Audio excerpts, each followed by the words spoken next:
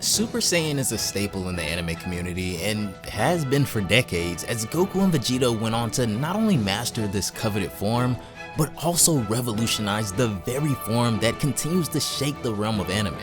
Super Saiyan 1 is beyond iconic, however the later forms seem to lose their luster a little bit the longer the series progresses, as each form pretty much makes the last one obsolete. However, the staple Super Saiyan will always have its prestige. Over the course of its lifespan, Dragon Ball seems to have been some form of a starting point, or at least relevant inspiration for a ton of anime we've seen, but there are few as impactful as Dragon Ball in my eyes, no matter how much we love or hate it sometimes. Dragon Ball seems to be slowly winding down as the years go by. However, a young new protagonist is ready and waiting to take the torch from Goku as his own story. The story of becoming the #1 hero runs its course.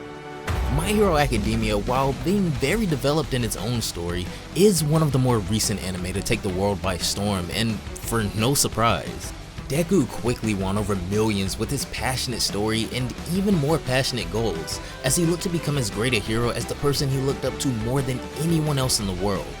All Might. My Hero Academia, while not as much as others, does seem to take a little bit of inspiration from his grandfather Dragon Ball, and that, aside from its modern setting and relatable characters, is a part of the reason why I think it's so popular and taken the world by storm. Deku over the last few years has become a great protagonist, but his story certainly isn't the most interesting thing about him, much like Goku. If nothing else, Dragon Ball has for sure been a crucial part in paving the way for insane, over-the-top transformations and out-of-this-world superpowers that could pretty much level an entire solar system. Now, while My Hero Academia may not be as over the top as Dragon Ball in some aspects, the quirks demonstrated in this world are still as amazing, maybe none more than the most relative one to Goku's abilities, One For All. Deku's inherited quirk One For All is a legendary power able to be passed down from one person to another, and eventually it made its way to Deku in a show of fate, and now he holds one of the strongest powers in the world. But just what exactly is One For All, and how relative is it to Goku and some of the powers he himself possesses? My Hero Academia has been such an enjoyable anime, guys, and while I obviously haven't covered it as much as something like Dragon Ball, it looks like you guys relatively enjoy the videos we do on different anime for the most part, so I've made it my mission to deliver some different things coming up. If you haven't already, be sure to have those notifications turned on to never miss an anime upload, and if you've been enjoying all of the content recently, consider leaving a like on this video as well. It really helps out a lot and kinda lets me know what other types of anime videos you all want to see. Be sure to follow on both Twitch and Twitter to stay up with me and all anime related content, guys. But without further ado, a Super Saiyan, as we know, is a Saiyan that has broken their limits and shattered the barrier, excelling their powers through a show of rage or emotional trauma,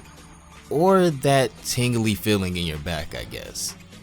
However erratic the lore may get, the abilities granted by the Super Saiyan form remain the same, as the Saiyan's strength increases by dozens of levels, leaving them far more powerful, faster, and durable in the process.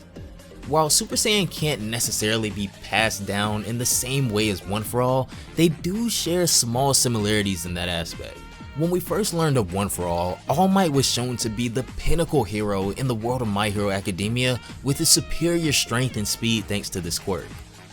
Although a detrimental injury sort of nerfed how much he was able to use this power, or even form in a sense I guess, he was still able to utilize it to take a decisive victory over the Nomu. But wait, just what is One For All in the first place in a world where quirks that enable you to make any inanimate object you want and battle with fire and ice exist? Well, to put it simply, One For All is an ability that allows the user to harness an enormous amount of raw power, enhancing their physical abilities to that of literal superhumans.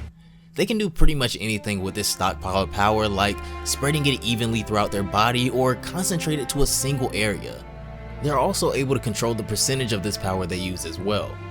The coolest thing about this quirk to me though, which is probably the biggest differentiation between the power gap itself from Super Saiyan, is that each time it's passed from person to person, it grows stronger and holds a connection to each of its past users as well. Now of course in no way am I saying that,